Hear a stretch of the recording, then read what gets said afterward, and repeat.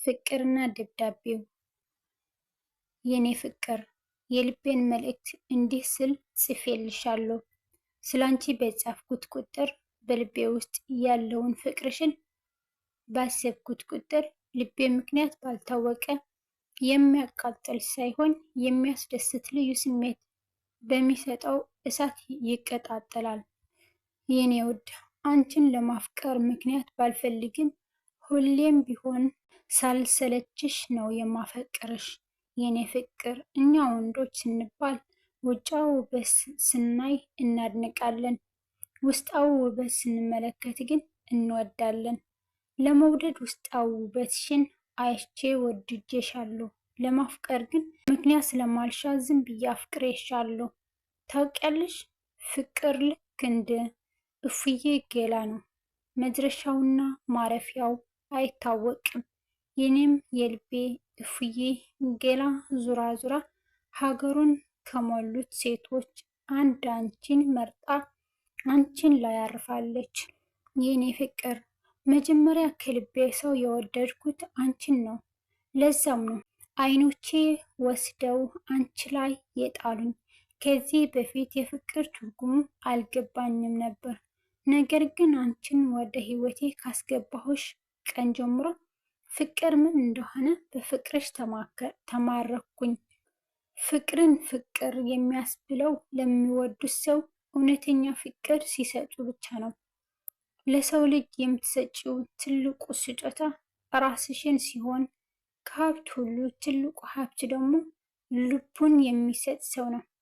ለእኔ ምንም ነገር ላታድርጊ ትችያለሽ። በንጹህ ልብሽ መውደድሽ ብቻ፣ ያ ለእኔ ትልቁ ሀብቴና ትልቁ ስጦታዬ ነው። ህይወቴ ፍቅር ማለት እኮ የአሁኑ ስሜት ሳይሆን የወደፊት ትልቅ ተስፋ ነው። ዘመናዊነት ማለት ሴሰኝነት መሆንን ማስተማር አልፈልግም።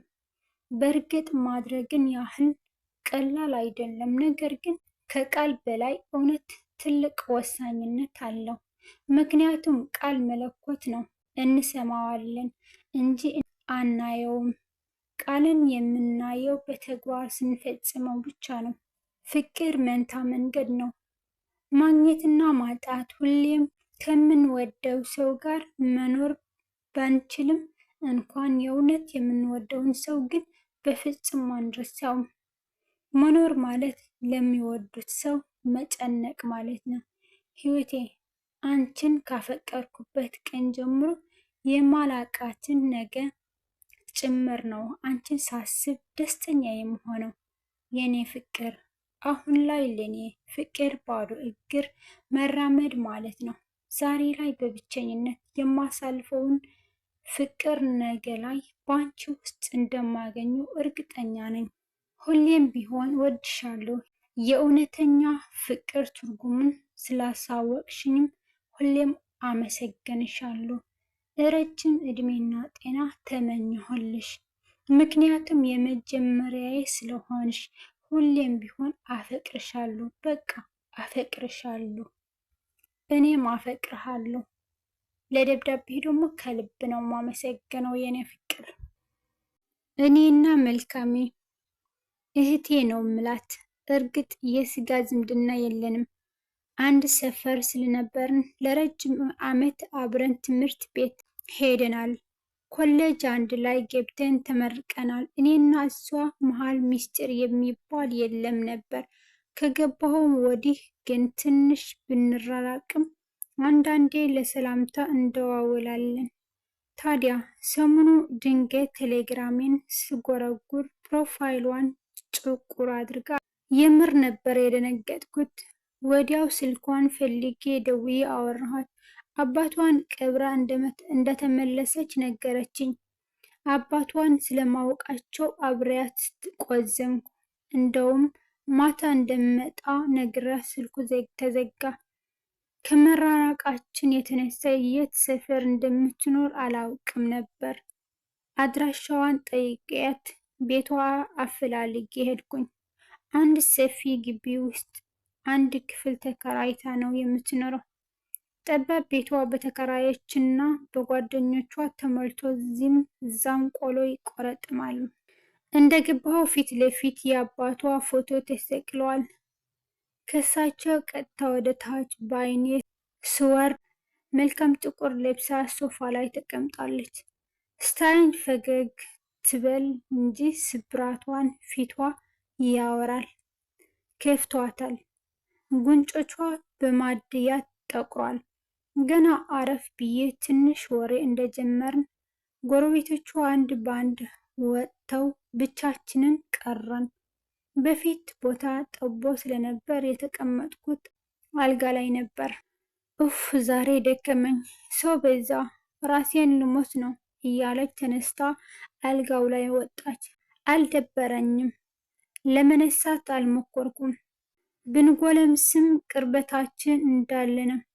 አሁንም ትትርበኛለች። እኔም እንደለመድኩት ጉንጯን እቆነጥጣታለሁ። ቆሎ ብላ፣ ምን ነው ጥርስ አለቀ እንዴ አለችኝ። ሳቅ ብዬ እረ በቃኝ መሸ ልሂድ አልኳት። አንተ ደግሞ ሁሌ እንደቸኮልክ እና ተደገፍ እስቲ ብላ አንዱን ትራስ አመቻቸችልኝ። በመሃላችን ትንሽ ጭምታ ሰፈነ። በመሃል ብቻ እያፏጠረን አልፎ ወደ እኔ ይመጣል። መሃላችን ትንሽ ክፍተት ብትኖርም ከመቼው ተጠጋግተን እንደተሸፈነች አላቅም። እኔ በጀርባዬ እንደተኛሁ እሷ ፊቷን ወደ እኔ አዙራ ታየኝ ጀመረች። እንባ በአይኗ ሞልቶ ነበር። አላስችል ቢለኝ አይዞሽ በርቺ ብዬ አቀፍኳት። ይባስ ተጠጋጋን። ይባስ ከንፈሯን አንገቴን ስር ገብቶ ትንፋሿ ቶሎ ቶሎ እየመጣ ይገርፈኝ ጀማመረ። ውስጤ ተነስ ቢለኝም ላሸንፎ የማልችለው ነገር መሆኑ ገብቶኛል። ትንሽ አንገቴን ዘንበል አረኩት። ያኔ እኔና መልካም አስምረነው የነበረው የዓመታት መስመር ተጥሶ ከንፈሯ ከከንፈሬ ላይ ዋለ። ሳንሳሳት ተሳሳምን። እንደተነፋፈቀ እንደተፋቀረ ሰው ተሳሳምን። መልካም ይበቃል አልኳት። ከረጅም ደቂቃ በኋላ እሺ ይቅርታ አለችኝ። ፈጥኜ የተነሳሁና ቦርሳዬን ይዤ ከቤቷ ወጣሁ። ሚስቴ 3ቴ ደውላ ነበር። ስከንፍ ቤት ገብቼ ከሚስቴ ጋር እራት በልተን እንደተኛው ቴክስት ገባ። ስለ ሳምከኝ ደስ ብሎኛል ይል ነበር። ጥሩ አልሰራንም ግን እኔም ደስ ብሎኛል መለስኩላት። እንደምወድህ ሳልነግርህ አገባህ። እባክህ ነገ የመጨረሻ ቤቴ ነው።